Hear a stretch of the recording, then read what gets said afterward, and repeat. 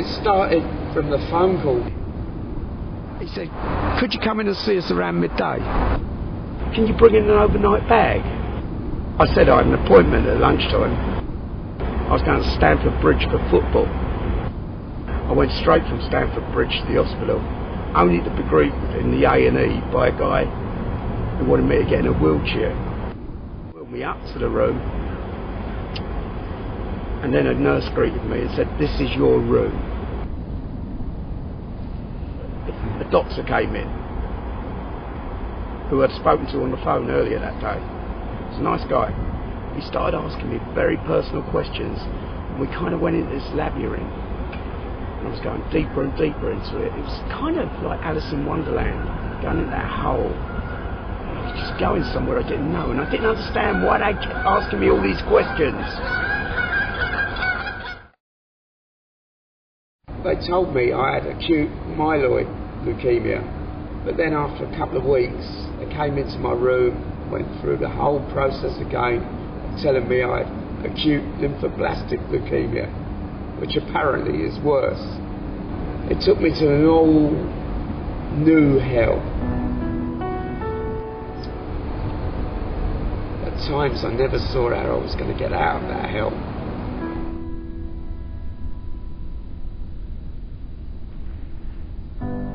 Do you know what it's like to feel weather? I didn't. I had no idea what it was like for several weeks. It seemed like several years.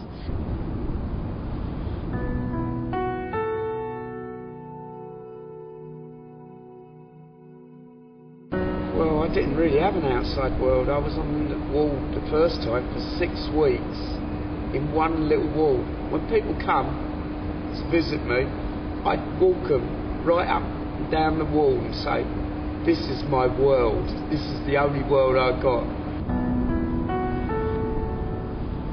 I just took so many drugs I didn't know whether I was coming or going, and sometimes I really don't know where I was. My temperature was going up. I was getting hot. I was getting cold. Hot and cold, and it was terrible. I was inside, and there was a world out there that I was no longer part of. I might have died in there. I saw other people dying in there. I was happy one night. I was really happy, and then I opened my door and I looked at the guy in a room opposite me, whose door was always open, and he was so lifeless, so still, and he died that night as well. The feeling I got was that the doctors weren't listening to me. It was frustrating. Everything was frustrating. I didn't even care if I died sometimes. So I had nothing going on in my life except the thoughts in my head. That was it, the thoughts in my head. That's what kept me alive at the end of the day. I don't know why I was fighting, but I did fight. I thought I was going to die. But somehow I had the inner strength to think, well, if I am going to die, I'm not scared of it. I just didn't want to have no life as I had in there. There was a match I desperately wanted to go to. I had my clothes in a bag, and I walked, and I had planned my great escape from the hospital. I left a note saying, I had somewhere important to go, I'll be back later. I went to the football, and we won. It was crazy. The game was crazy. Everything was crazy. I phoned a mate up. I met him afterwards. We were in a pub in Notting Hill. And I got a phone call from my sister saying, Jeff, where are you?